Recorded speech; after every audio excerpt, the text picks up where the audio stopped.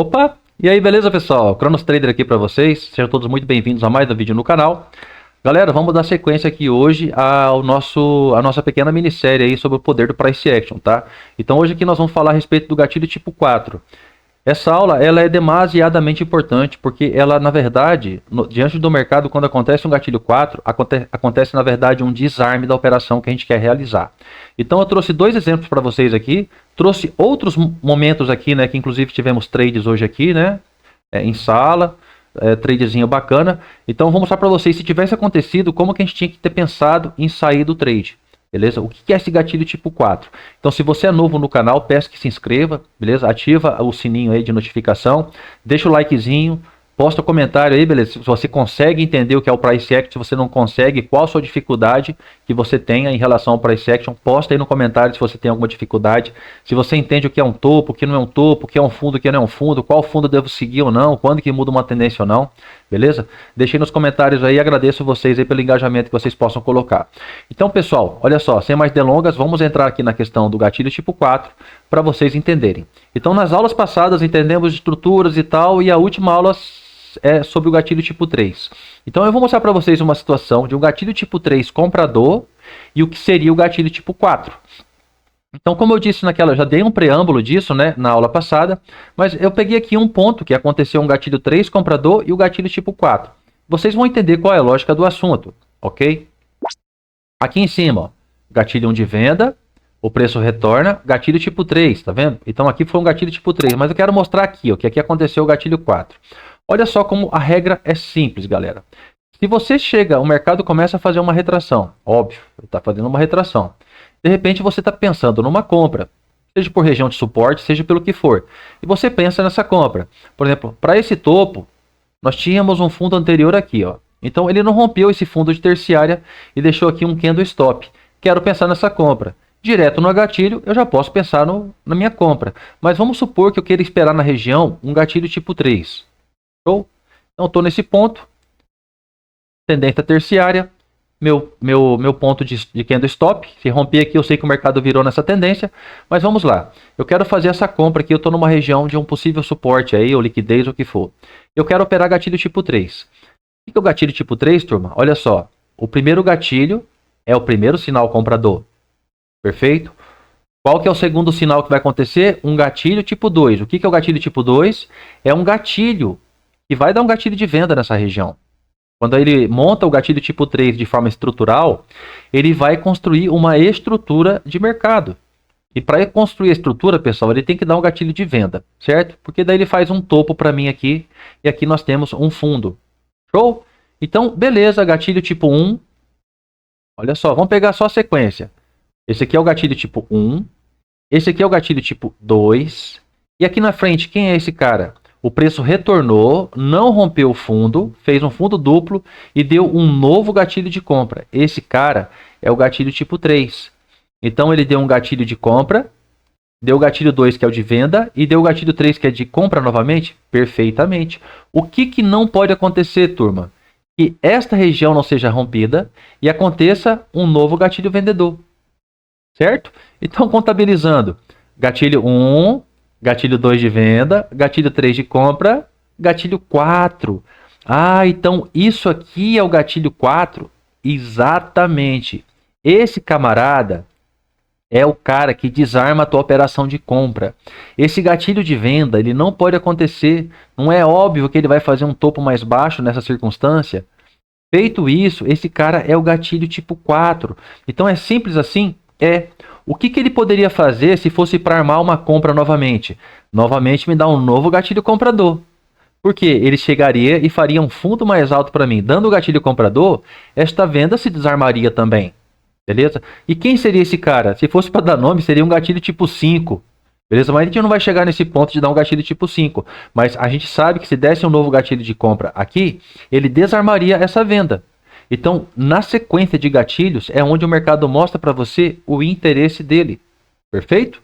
Então, foi lá, rompeu o fundo e vida que segue. Então, isso é um gatilho tipo 4. Isso é um gatilho tipo 4. Eu vou pegar aqui no dólar, que teve uma situação também, onde houve o desarme e houve uma nova armação. Eu vou mostrar para vocês, lembra que eu falei agora a respeito de um possível... Eu não vou dar nome de gatilho 5, pessoal, mas é um gatilho que confirma de novo o lado para você. Então é um gatilho do gatilho 3, tá? Então olha só como é que é isso aqui, ó. Não sei aonde eu estou no gráfico, eu sei que o mercado construiu um gatilho tipo 3 de venda para a gente aqui. Ele veio subindo no tempo, Candles Insights, não tem leitura. Primeiro gatilho de venda, não importa a cor que esse candle fechar. Repetindo, não importa a cor que esse candle fechar. Ele será um gatilho de venda, pela violação da mínima. Perfeito? Não importa onde ele vai fechar ou não. Então isso aqui é um gatilho tipo 1. Isso aqui é um gatilho tipo 1. Obviamente que para a gente poder fazer uma entrada, a gente sempre vai valorizar a força do preço. Eu não gosto de utilizar candles de venda fechando verde, assim como de compra fechando vermelho. Porém, algumas vezes, por questão de ação do preço, ali o preço chega e decide, né? Ele vai lá, decidiu e acabou. Então vamos lá, vamos na sequência apenas ver os gatilhos 1, 2 e 3. Então ele dá um gatilho de venda, show de bola. Gatilho tipo 2, sem romper topo, maravilha. Gatilho tipo 3, certo? Nós temos então um gatilho tipo 1 para venda, que violou esse fundo, é o gatilho 1. E tivemos aqui agora um novo gatilho tipo 3.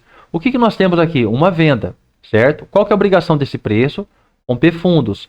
Aonde que nós temos um fundo anterior a esse topo? Está aqui, perfeito? Então ele tem que romper, tem que romper. O que eu nunca posso esquecer na situação? Que aqui, desse cara, surgiu um gatilho comprador. Então, o que seria um gatilho tipo 4? Esse cara aqui, ó. Então, ele me dá o gatilho de venda primeiro. Maravilha. Volta o preço, gatilho 2, gatilho tipo 3. Beleza? E ele desceu um tanto mais até aqui. E aqui eu não posso esquecer que foi gerado um gatilho de compra. E ele vem cá e faz o quê? Um novo gatilho comprador. Significa que o mercado virou o lado.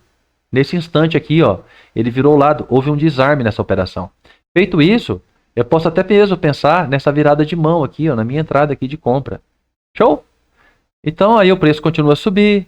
Lá em cima pode acontecer, ó, gatilho 1, volta, gatilho 1, certo? Ó, gatilho 1. O preço volta aqui, mas não dá gatilho, volta nesse ponto e dá um gatilho 3. Qual que é o alvo? O primeiro alvo que eu tenho é esse fundo. Ele tem que romper.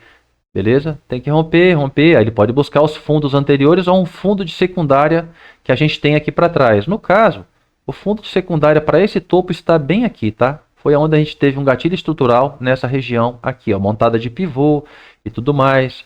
Um próximo alvo para esse preço está aqui embaixo, tem um order block marcado aqui. Beleza? Vou deixar ele marcado. O preço pode vir nessa região? Pode, ó. Podemos aproveitar, acontecer uma venda para vir buscar esse ponto aqui, tá? Tudo isso se torna alvo, tudo se torna alvo.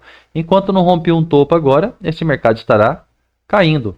Pode ser criado um contexto para venda aqui embaixo? Pode. Pode ser criado um contexto para compra, perdão, para venda não, para compra nesse ponto aqui? Pode. Também. Gatilho 1 já voltou no fundo, violou fundo, então tem movimentos em sides agora. Mas enfim, pessoal, fica atento, pode estar dando uma venda bem aqui, ó. Isso aqui, querendo ou não, é um ponto de gatilho estrutural. O mercado pode querer buscar essa zona. Tem um FVG aqui em cima, na zona do topo, ele pode buscar também, mas ele pode inflexionar nesse ponto aqui. Show? Tem um ponto aqui embaixo, ele pode vir buscar essa região. Rompeu esse fundo? Rompeu, então tá, continua vendido. Aqui. Certo? Não é um pullback, né? Continua vendido. Você não vai romper o topo. Eu posso pensar em compra aqui embaixo? Pode. Não é proibido pensar em compra em lugar nenhum, mas o mercado tem que mostrar, certo? Então, pessoal, era isso que eu tinha para trazer para vocês. Aqui em cima, gatilhos 1, 2 e 3, né? O preço arrochou, vem embora.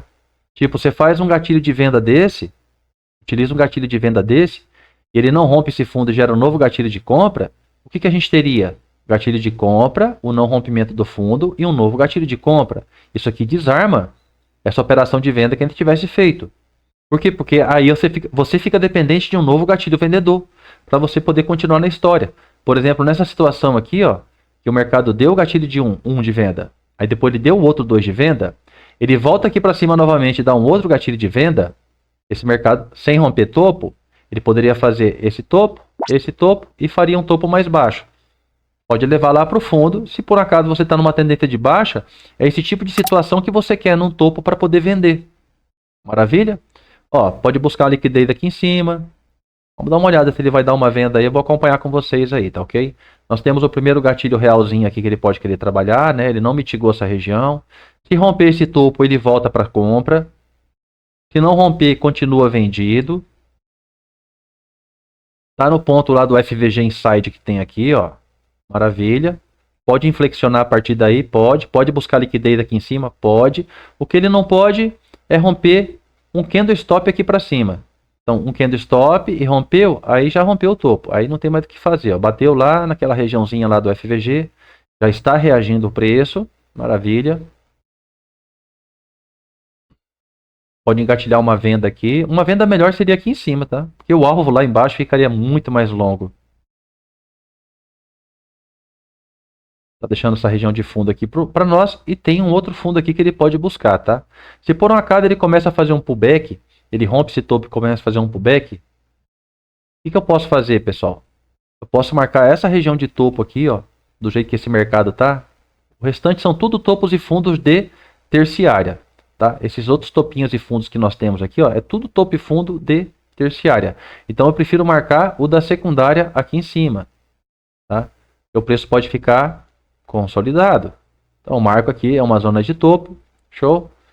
E agora bora ver se ele vai gerar um novo gatilho de venda ou vai buscar uma liquidez aqui. Se ele busca liquidez aí, ou mesmo se ele rompe para cima, ele pode buscar várias zonas aí para cima.